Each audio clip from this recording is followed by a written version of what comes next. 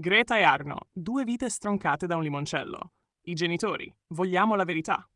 La vicenda di Greta Marie Ottesen e del suo fidanzato Arno L. Squinton, morti in Vietnam dopo aver bevuto limoncello, è una tragedia dai contorni drammatici che ha provocato shock internazionale e forti richieste di verità e giustizia. Chi erano Greta e Arno? Greta Marie Ottesen, 33 anni, era originaria del Regno Unito, secondo molte fonti britanniche, e lavorava nei social media. Arno L. Squinton, 36 anni, era sudafricano. La coppia si era trasferita in Vietnam nei primi mesi del 2024 per avviare una vita insieme e condurre un'attività ricettiva. Gestivano una villa, la Silver Bell Villa, nella zona di Hoi An, nella provincia di Quang Nam, dove accoglievano ospiti e turisti. Le vittime avevano una residenza temporanea a lungo termine registrata presso la villa stessa a partire dal 4 luglio 2024. In un arco di tempo poco prima della tragedia, la coppia si era fidanzata. Alcune fonti parlano di 3 settimane prima del decesso. Che cosa è successo? Il limoncello regalo. Durante una visita in Vietnam nel novembre 2024, i genitori di Greta, Paul e Susan Ottesen cenarono al ristorante Good Morning Vietnam, situato nella città di Hoi An, dove venivano serviti assaggi di limoncello fatto in casa. Convinti della bontà del liquore, i genitori decisero di ordinare una bottiglia da regalare alla figlia e al fidanzato per Natale. Il 24 dicembre, Greta e Arno consumarono parte del limoncello ricevuto come regalo.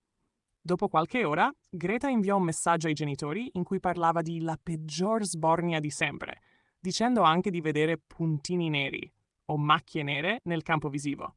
I genitori le consigliarono di farsi visitare, ma lei rifiutò e decise di andare a dormire.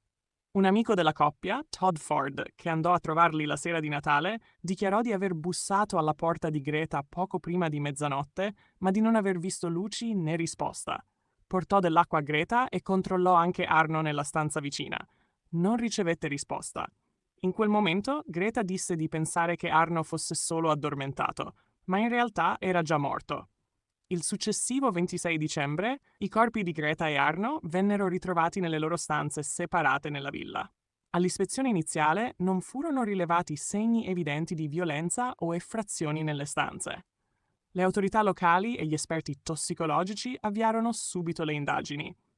Le prove autoptiche e la conferma dell'avvelenamento da metanolo. Dalle autopsie e dagli esami tossicologici condotti dalle autorità vietnamite è emerso che la causa dei decessi è stata un'intossicazione acuta da metanolo, sostanza altamente tossica per il corpo umano quando ingerita.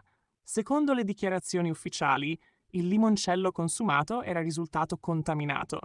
Il barista del ristorante avrebbe preparato il liquore utilizzando alcol medico al 70%, non adatto al consumo umano, mescolato a acqua filtrata, scorza di limone e zucchero bianco.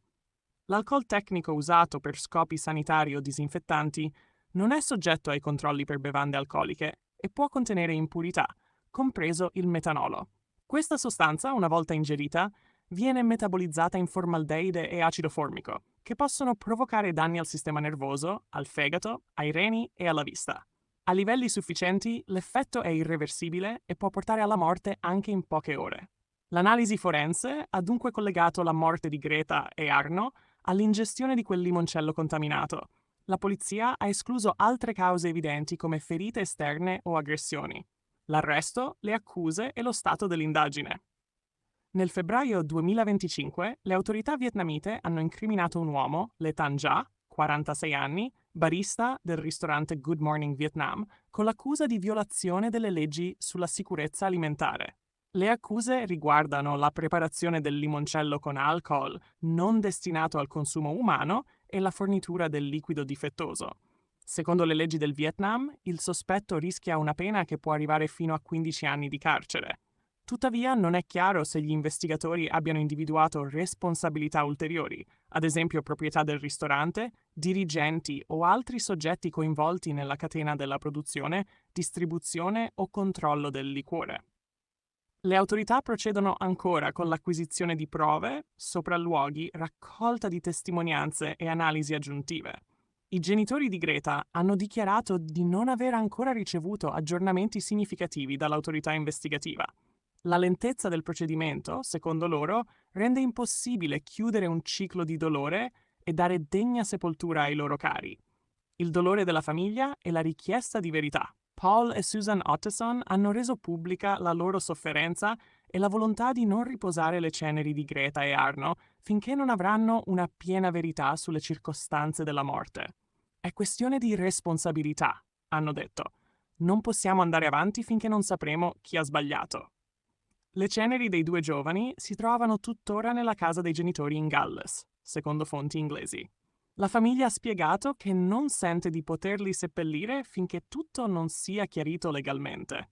I genitori chiedono che si individuino tutte le responsabilità, non solo del barista, e che si accertino eventuali omissioni, negligenze o operazioni fraudolente che abbiano permesso che una sostanza così pericolosa venisse servita come bevanda.